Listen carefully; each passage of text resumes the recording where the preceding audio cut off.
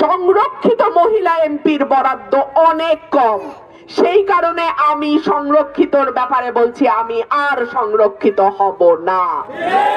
সরকারি দলে কোন দল যাবে আগের থেকে জানি কেমনে?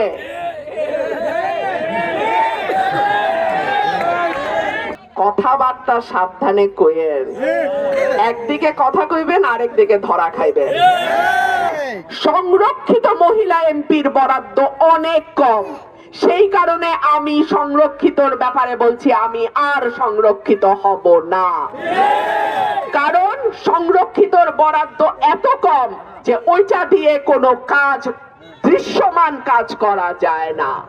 কিন্তু নির্বাচিত এমপির বরাদ্দ সে সরকারি দলের হোক আর বিরোধী দলের হোক সমান।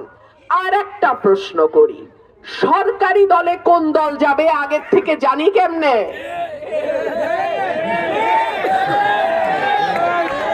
এইটা কি হাসিনার পাতানো নির্বাচন যে আগে আগেই জানি সরকারে কোন দল যাবে?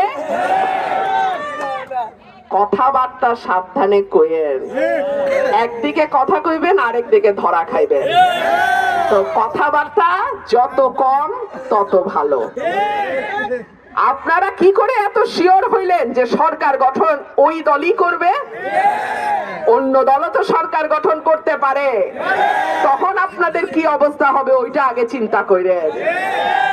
যাই হোক, আমার কথা পরিষ্কার, আমি চুরি করব না, আমার চেলা চামুন্ডা চুরি করবে না, আমার হাইকমান্ডেও কিছু দিতে হবে না।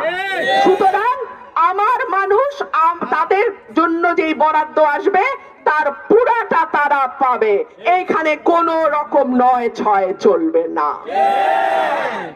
আমি আপনাদেরকে অনুরোধ করব, 11 তারিখ বিকাল থেকে 12 তারিখ রাত পর্যন্ত, ভোট গণনা না হওয়া পর্যন্ত আপনারা দয়া করে কেন্দ্র ছাড়বেন না। আপনারা আমার একমাত্র সৈনিক, আপনারা ছাড়া আমার কোনো ওয়ার্ড কমিটি, ইউনিয়ন কমিটি, উপজেলা কমিটি নাই। আপনারা যদি আমাদের ভোট পাহারা না দেন, আমার পাহারা দেওয়ার মতন আর কেউ নাই। আপনাদেরকে অনুরোধ করব, ভোট পাহারা দিয়ে কেন্দ্রে কেন্দ্রে ফলাফল ঘোষণা হওয়ার পর সই দিয়ে আমাকে জানায়া তারপরে আপনারা কেন্দ্র ছাড়বেন, তার আগে না। প্রিয় ভাইরা আমার, খেলায় যখন কেউ গোল দিতে না পারে তখন প্রতিপক্ষকে ফাউল করে। এই ফাউল যাতে সরাইলের মাটিতে না হয় সেই দিকে আপনাদের সজাগ থাকতে হবে। আমার মিডিয়ার ভাইদেরকে আমি অনুরোধ করব, আপনারা সুখে দুঃখে বিপদে আপদে গত 15 বছর আমার পাশে ছিলেন, আমরা একসঙ্গে কাজ করেছি। আপনাদের কাছে অনুরোধ থাকবে, আপনারা কেন্দ্রে কেন্দ্রে আপনাদের টিম পাঠিয়ে আপনারা আমার ভোটগুলোর পাহারাদার হিসেবে আপনাদের ক্যামেরা, আপনাদের গণমাধ্যমকে সজাগ রাখবেন। আপনাদের কাছে আমার অনুরোধ থাকবে, বিদেশি পর্যবেক্ষকদের নজর এই এলাকায় আছে, এই আসনে আছে। আমি ঢাকায় ইউরোপিয়ান ইউনিয়নের পর্যবেক্ষকদের সঙ্গে বৈঠক করেছি।